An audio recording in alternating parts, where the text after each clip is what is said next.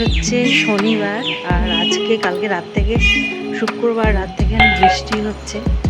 নতুন গাছের আমের মুকুলগুলো তোমরা হয়তো দেখছো, আমের মুকুলগুলো কিন্তু আপাতত ছোট ছোট আমে পরিণত হয়েছে। হয়তো ঝড় বৃষ্টিতে কিছুটা হয়তো ক্ষয়ক্ষতিও হয়েছে, অল্প হয়েছে, কিন্তু আম ভালোই হবে এবছর। তো আজকে তো প্রচণ্ড মেঘলা ওয়েদার, দেখাই যাচ্ছে চারিধারটা। আমি আজকে ভাবলাম ছাদে আর জামাকাপড় আজকে দেবো না, কারণ আমার তো ঘরেই দিই, সেই রোজ কাছা মানে একই সব ঘরেই দিই। তো আজকে দিলাম না, কারণ বৃষ্টির ওয়েদার, ফালতু শোকাবেও না, আমাকে খামোখা উঠতে হবে। তো আবার নেক্সট দিন থেকে আবার দেবো,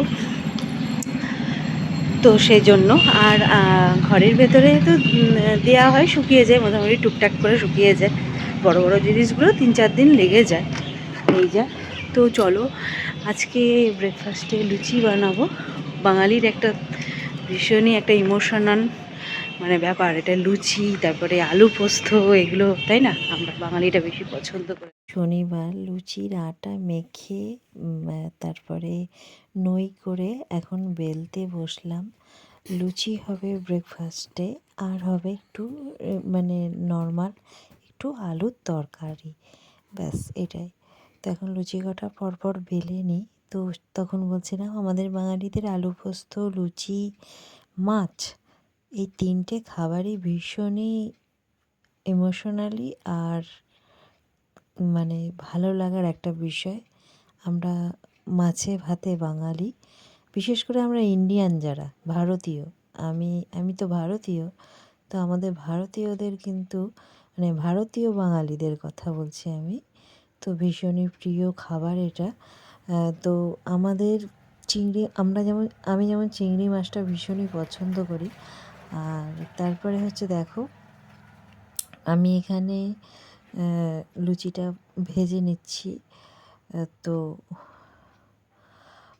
লুচি আজ শনিবার, যেহেতু আমি তোমরা জানো বহুদিনকার ভিউয়ার্স যে আমি বজরংবলীর ব্রত করি বলে শনিবারটা আমি ভেজ খাই। শনি, মঙ্গল, সোম, এখন তো সোমবারটা।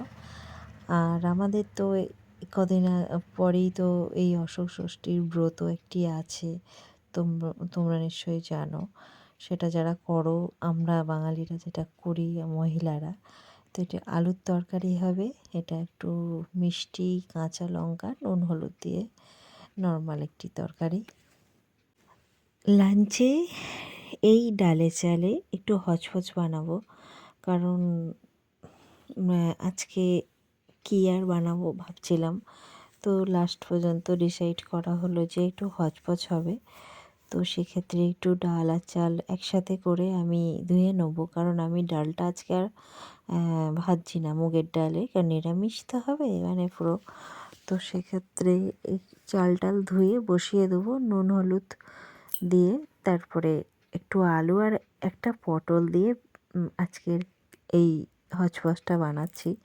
আর এদিকে একটু আলু ভাজা হবে, ব্যাস। আজকে আর কিছুই সেরকম রান্নাবান্না করছি না, ওই অল্প সিম্পলের মধ্যে।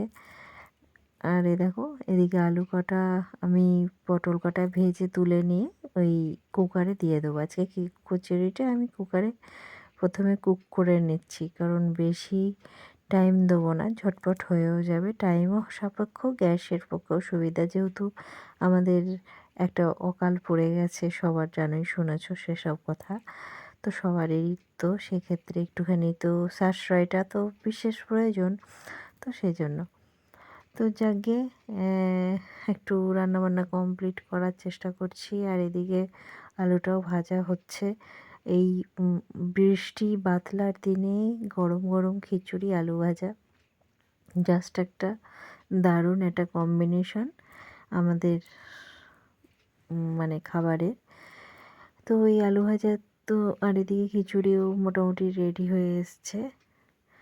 একটুখানি জিরে আর আদা পেস্ট করে, শুকনো লঙ্কা ফোড়ন, আর তার সঙ্গে একটু জিরে ফোড়ন দিয়ে একটু আমি এটাকে একটু কী বলে ফোড়ন দিয়ে নিলাম। আর তারপর খিচুড়ি রান্না বান্না করার পর বেলায় বেরিয়েছি, দুপুরে খাওয়া দাওয়ার পর আসিনি। মেঘলা বৃষ্টি, তো তবু বিকালবেলায় বেরোলাম। তো সেই ক্ষেত্রে অন্যদিন ঘরের ভেতর থেকে বলি, যে গাড়ি যাচ্ছে বাস যাচ্ছে, কিন্তু জায়গাটা কি খারাপ লাগে? কিন্তু জায়গাটা মোটেও খারাপ না। তোমরা হয়তো পেছনটা দেখতে পাচ্ছ, সামনেই একটা মন্দির আছে রাধা গোবিন্দের। তো একটা খুব শান্তির জায়গা যাকে বলে, ঠাকুর স্থান তো শান্তির জায়গাই হয়।